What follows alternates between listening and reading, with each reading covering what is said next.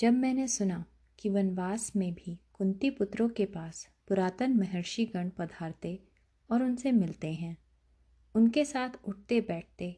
और निवास करते हैं तथा सेवक संबंधियों सहित पांडवों के प्रति उनका मैत्री भाव हो गया है, संजय, तभी से मुझे अपने पक्ष की विजय का विश्वास नहीं रह गया था। जब मैंने सुना कि सत्संग धनंजय अर्जुन स्वर्ग में गए हुए हैं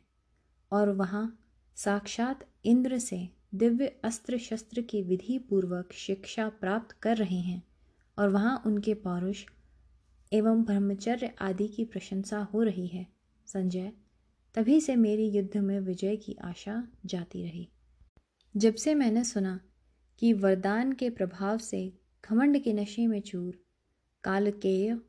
तथा पौलोम नाम के असुरों को, जिन्हें बड़े बड़े देवता भी जीत नहीं सकते थे, अर्जुन ने बात की बात में पराजित कर दिया, तभी से संजय, मैंने विजय की आशा कभी नहीं की। मैंने जब सुना कि शत्रुओं का संहार करने वाले किरीटी अर्जुन असुरों का वध करने के लिए गए थे और इंद्रलोक से अपना काम पूरा करके लौट आए हैं, संजय, तभी मैंने समझ लिया अब मेरी जीत की कोई आशा नहीं। जब मैंने सुना कि पांडुनंदन युधिष्ठिर महर्षि लोमश जी के साथ तीर्थ यात्रा कर रहे हैं और लोमश जी के मुख से ही उन्होंने यह भी सुना कि स्वर्ग में अर्जुन को अभिष्ट वस्तु दिव्यास्त्र की प्राप्ति हो गई है, संजय, तभी से मैंने विजय की आशा ही छोड़ दी थी। जब मैंने सुना कि भीमसेन तथा दूसरे भाई उस देश में जाकर जहाँ मनुष्यों की गति नहीं है, कुबेर के साथ मेल मिलाप कर आए, संजय, तभी मैंने विजय की आशा छोड़ दी थी। जब मैंने सुना कि कर्ण की बुद्धि पर विश्वास करके चलने वाले मेरे पुत्र घोष यात्रा के निमित्त गए और गंधर्वों के हाथ बंदी बन गए और अर्जुन ने उन्हें उनके हाथ से छुड़ाया, संजय, तभी से मैंने विजय की आशा छोड़ दी। सूत संजय, जब मैंने सुना कि धर्मराज यक्ष का रूप धारण करके युधिष्ठिर से मिले और युधिष्ठिर ने उनके द्वारा किए गए गूढ़ प्रश्नों का ठीक ठीक समाधान कर दिया, तभी विजय के संबंध में मेरी आशा टूट गई। संजय, विराट की राजधानी में गुप्त रूप से द्रौपदी के साथ 5 पांडव निवास कर रहे थे, परंतु मेरे पुत्र और उनके सहायक इस बात का पता नहीं लगा सके। जब मैंने यह बात सुनी, मुझे यह निश्चय हो गया कि मेरी विजय संभव नहीं है। संजय, जब मैंने सुना कि भीमसेन ने द्रौपदी के प्रति किए हुए अपराध का बदला लेने के लिए कीचकों के सर्वश्रेष्ठ वीर को उसके 100 भाइयों सहित युद्ध में मार डाला था, तभी से मुझे विजय की बिल्कुल आशा नहीं रह गई थी। संजय, जब मैंने सुना कि विराट की राजधानी में रहते समय महात्मा धनंजय ने एकमात्र रथ की सहायता से हमारे सभी श्रेष्ठ महारथियों को, जो गौहरण के लिए पूर्ण तैयारी के साथ वहां गए थे, मार भगाया, तभी से मुझे विजय की आशा नहीं रही। जिस दिन मैंने यह बात सुनी कि मत्स्य राजा विराट ने अपनी प्रिय एवं सम्मानित पुत्री उत्तरा को अर्जुन के हाथ अर्पित कर दिया, परंतु अर्जुन ने अपने लिए नहीं अपने पुत्र के लिए उसे स्वीकार किया, संजय, उसी दिन से मैं विजय की आशा नहीं करता था। संजय, युधिष्ठिर जुए में पराजित हैं, निर्धन हैं, घर से निकले हुए हैं और अपने सगे संबंधियों से बिछड़े हुए हैं। फिर भी जब मैंने सुना कि उनके पास 7 अक्षौहिणी सेना एकत्र हो चुकी है, तभी विजय के लिए मेरे मन में जो आशा थी उस पर पानी फिर गया। वामनावतार के समय यह संपूर्ण पृथ्वी जिनकी एक डग में ही आ गई बताई जाती है, वे लक्ष्मीपति भगवान श्री कृष्ण पूरे हृदय से पांडवों की कार्य सिद्धि के लिए तत्पर हैं।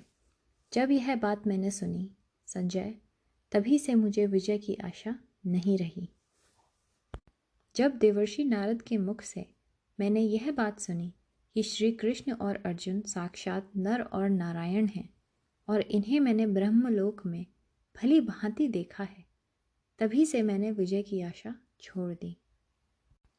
संजय, जब मैंने सुना कि स्वयं भगवान श्री कृष्ण लोक कल्याण के लिए शांति की इच्छा से आए हुए हैं और कौरव पांडव में शांति संधि करवाना चाहते हैं, परंतु वे अपने प्रयास में असफल होकर लौट गए, तभी से मुझे विजय की आशा नहीं रही। संजय, जब मैंने सुना कि कर्ण और दुर्योधन दोनों ने यह सलाह की है कि श्री कृष्ण को कैद कर लिया जाए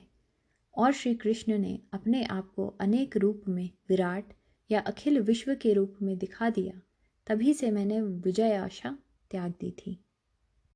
जब मैंने सुना यहाँ से श्री कृष्ण के लौटते समय अकेली कुंती उनके रथ के सामने आकर खड़ी हो गई और अपने हृदय की आरती वेदना प्रकट करने लगी, तब श्री कृष्ण ने उसे भली भांति सांत्वना दी। संजय, तभी से मैंने विजय की आशा छोड़ दी। संजय, जब मैंने सुना कि श्री कृष्ण पांडवों के मंत्री हैं और शांतनु नंदन भीष्म तथा भारद्वाज द्रोणाचार्य उन्हें आशीर्वाद दे रहे हैं, तब मुझे विजय प्राप्ति की किंचित भी आशा नहीं रही। जब कर्ण ने भीष्म से यह बात कह दी कि जब तक तुम युद्ध करते रहोगे तब तक मैं पांडवों से नहीं लड़ूंगा,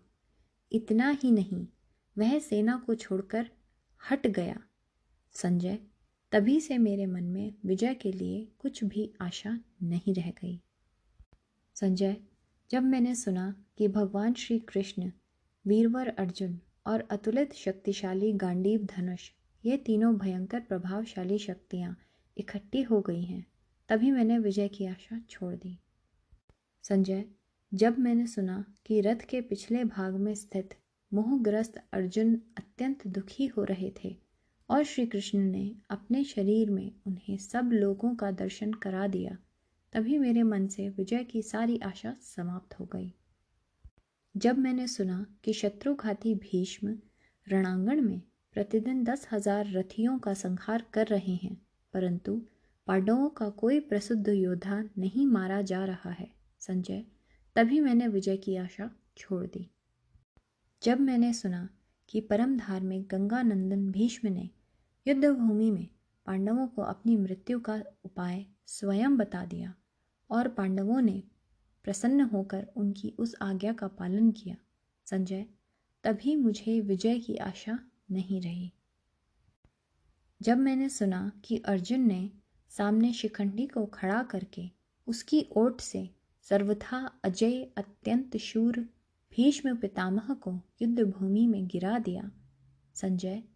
तभी मेरी विजय की आशा समाप्त हो गई थी। जब मैंने सुना कि हमारे वृद्ध वीर भीष्म पितामह अधिकांश सोमवंशी योद्धाओं का वध करके अर्जुन के बाणों से क्षत विक्षत शरीर हो शरशय्या पर शयन कर रहे हैं, संजय, तभी मैंने समझ लिया अब मेरी विजय नहीं हो सकती। संजय, जब मैंने सुना कि शांतनु नंदन भीष्म पितामह ने शरशय्या पर सोते समय अर्जुन को संकेत किया और उन्होंने बाण से धरती का भेद करके उनकी प्यास बुझा दी, तब मैंने विजय की आशा त्याग दी। जब वायु अनुकूल बहकर और चंद्रमा सूर्य लाभ स्थान में संयुक्त होकर पांडवों की विजय की सूचना दे रहे हैं